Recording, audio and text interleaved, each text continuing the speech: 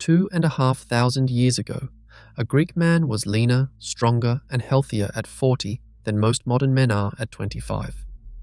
And here's the part that should bother you. He had no gym, no protein powder, no pre-workout, none of the things you've been told you need. Yet something is wrong with modern men right now, and almost nobody will say it. We have it completely backwards. We give up our health to look good, instead of building health that makes us look good on its own. We chase the mirror, the pump, the photo, and to get it, we pour in things no strong man ever needed. Tubs of processed protein, scoops of pre-workout before every session, fat burners, additives, a stimulant in the evening just to push through one more set. And it works, on the surface. The muscles show up, the shirt fits, but underneath, the engine is failing. Low energy that needs caffeine to hide it, sleep that doesn't repair, focus that lasts about as long as a scroll. We've built bodies that look trained and feel exhausted, a costume worn over a tired man. And that Greek man from a moment ago, he's not a fantasy. The Greeks built the exact body we still worship today. You've seen it, carved in marble, in every museum on Earth. The lean, hard, balanced physique we've treated as the definition of a man for 25 centuries. But here's what we forgot. For them, the look was never the goal. It was the receipt, proof of a body that was genuinely strong, energetic, and healthy underneath. They built the health. The statue was just what health looked like. We inherited their statues, and we threw away the method that made them real. So stay with me to the end, and subscribe if you want more of this, because in the next few minutes, I'll show you the 5 Greek habits that build the real thing, where looking good is simply what happens when everything underneath is working. Everyone backed by modern science. Let's start with the one you're getting most wrong.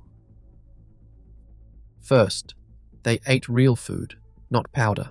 Walk into any gym today and you'll see men drinking their food. Protein from a tub, amino acids from a packet, meals replaced by a shake engineered in a factory, sweetened with things your body has no idea what to do with. The Greek plate looked nothing like this. Olive oil, and lots of it. Real fat. The very thing modern diet culture spent 40 years telling men to fear. Fish, barley, whatever the land actually grew. Hippocrates, the father of medicine, put it simply, eating alone will not keep a man well. He must also take exercise. To him, food and training were one system, not a macro to hit, a way to live. And here's why it matters. The fat you eat is the raw material your body uses to make testosterone. Strip it out, and you starve the system at the source. But drown your diet in the other direction, in the cheap, refined oils packed into nearly every processed food and protein bar. And you flood your body with an imbalance it was never built for. The kind linked to inflammation and a worse hormonal profile. The Greeks ate fat that healed. We eat fat that quietly works against us. You can hit your protein number to the gram and still be starving the system that makes you a man. And the additives you drink instead?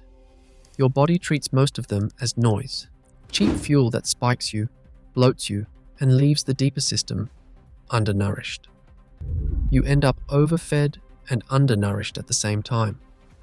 The fix isn't another supplement. It's food that comes from the ground and the sea, not a lab. Fat included. But food is only the raw material. What you do with it depends on something the Greeks got for free every single day, and we've locked ourselves away from it. Which brings us to the second habit. They trained in the sun, not on a stimulant. Here's a fact that gives the game away. The word gym comes from the Greek gymnos, meaning naked. Greek men trained outdoors, in the open air, skin oiled and bare under the sun. No 4 walls, no screens, no scoop of powder to force the energy out of a tired body. Now picture the modern version. A windowless room, lit by fluorescent tubes. A man who needs 300 milligrams of caffeine just to feel awake enough to lift.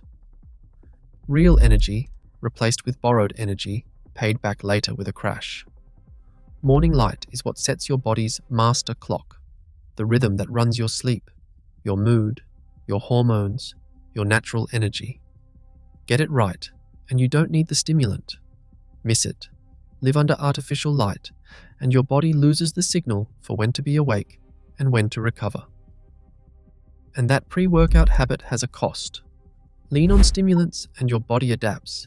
It needs more to feel the same, gives you less of its own energy in return, and if you take it late, it robs the very sleep you need to recover. You're not adding energy. You're borrowing it at interest. So get real sunlight in your eyes early. Train outside when you can. Stop buying in a tub what the sun gives you for free. Now, fueled and awake, the question becomes how you actually train. And here, the modern man makes his most visible mistake. Which brings us to the third habit. They built the whole body, not the mirror muscles. Modern training has one quiet obsession: the muscles you can see in a photo.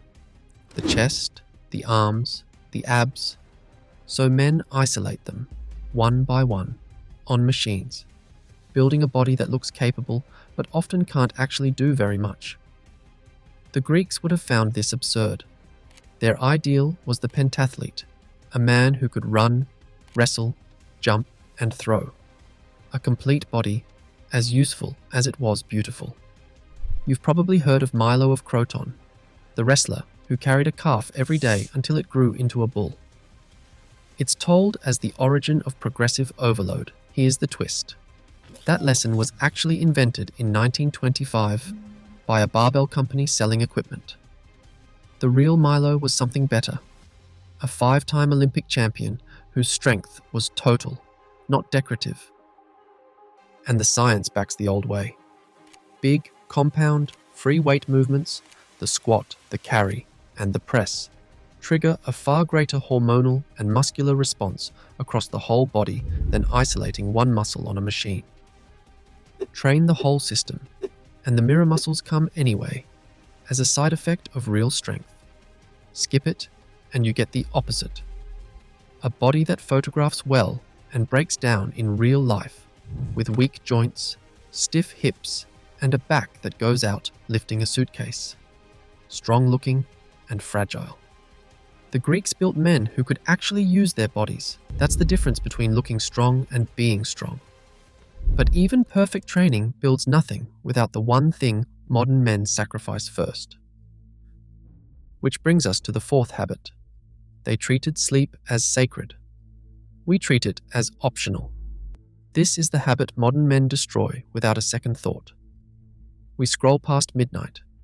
We take a pre-workout scoop in the evening and wonder why we can't switch off. We treat sleep as the thing we cut to fit everything else in. The Greeks built temples to it. At the healing sanctuary of Epidaurus, the sick would lie down at night in a dark, silent hall and sleep, waiting to be healed in their dreams. They called it enkoimesis, sleep as medicine. 3 marble boards still standing from around 350 BC record the names and case histories of some 70 patients healed there. Think about that. A civilization so certain that repair happens in sleep, they carved the proof in stone. They understood, without a single instrument, what we now measure in labs. The body rebuilds itself in the dark. And they were right. Most of your growth hormone, the stuff that actually builds and repairs muscle, is released during deep sleep. And in a landmark study published in JAMA, just 1 week of sleeping only 5 hours a night dropped young men's testosterone by 10 to 15%. That's the hormonal profile of a man a decade older, lost in 7 nights. So that late stimulant, that midnight scroll, isn't harmless. It's sabotaging the exact body you're breaking yourself in the gym to build. You train hard all day, then undo it every night. So the lesson here is to protect your sleep like the Greeks protected their temples. And there's one last piece. the one that turns a trained body into a whole man. Which brings us to the fifth and final habit. They trained the mind with the body. The final Greek habit is the one we've abandoned completely. To them, a strong body attached to a weak, scattered mind was only half a man. They had a word for the goal, kalokagathia, a beautiful body and a good mind, built as one thing. It's why Plato's Academy and Aristotle's Lyceum were built right beside the gymnasia. Philosophy and training happened on the same ground. You sharpened the body and the mind together, or you failed at both. Even Galen, the physician who began his career treating gladiators, taught that the care of the body and the discipline of the mind were a single craft. Now, look at us, a trained body carrying a mind that can't focus for 60 seconds, fried by endless feeds, every notification a small hit engineered to fracture your attention. We built the shell and hollowed out the man inside it, and a fractured mind doesn't stay in your head, it leaks into the body. The discipline that builds a physique in the first place, the consistency, the patience, the ability to do the boring hard thing for years, all of it runs on focus. Lose the focus, and the training falls apart with it. The scattered mind and the abandoned gym membership are the same problem. The habit to steal is discipline itself. Train your focus like a muscle. Read, sit with boredom, do hard things without a screen in your hand. A body means little if the man running it can't think straight. And here's the secret.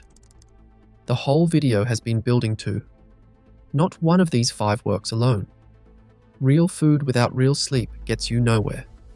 Strength with a fried mind is just decoration. The Greek body looked like a god because all 5 were true at once, an integrated art. Take one away, and you're back to a costume that looks good in the mirror and falls apart underneath. That's the whole difference. We optimized the surface. They built the system, and let the surface take care of itself. If you want that full system, the exact science behind each of these 5 pillars, and the day-by-day protocols to actually live them, I've put all of it into my guide, The Art of Living Like a Man. It's the complete method, not just the highlights. The link is in the description, and the code, The Ancient Way 10, gets you 10% off. So think back to that Greek man, leaner, stronger, and healthier at 40 than most men are at 25. That wasn't luck, and it wasn't his genes. It was 5 habits, built into one life.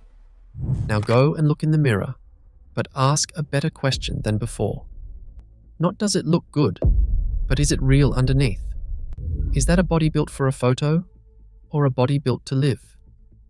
You can keep chasing the reflection, pouring in the powder, the scoops, the additives, giving up your health an inch at a time to look the part.